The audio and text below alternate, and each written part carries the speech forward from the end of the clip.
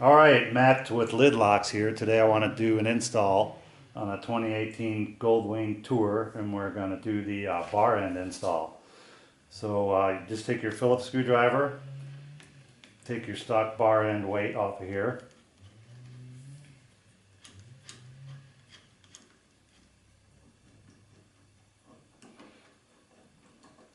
And you'll see these weights on the Hondas have the little half moon shape on the end of them. And so there's an adapter that comes in your Lidlox kits for the Honda Goldwings and sport bikes. It has that same half moon shape to it.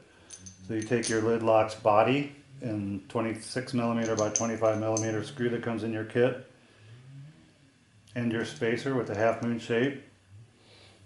Put it all through like that. You also get a wrench that looks like this in your kit that will grab that hex on there.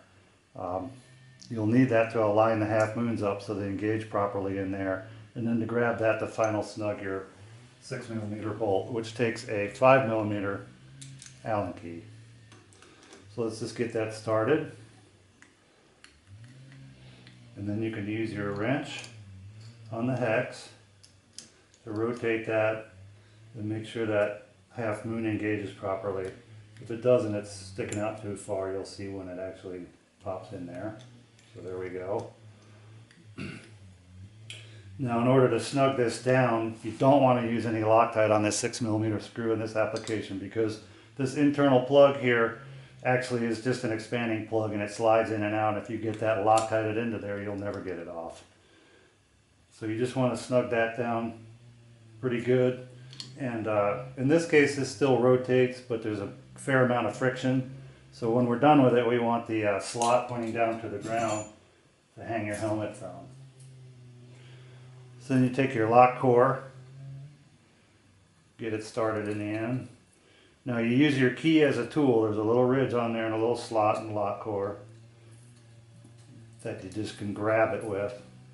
You're not pushing it all the way in to activate the lock. You're just using it to grab the lock core because there's no other way to grab it.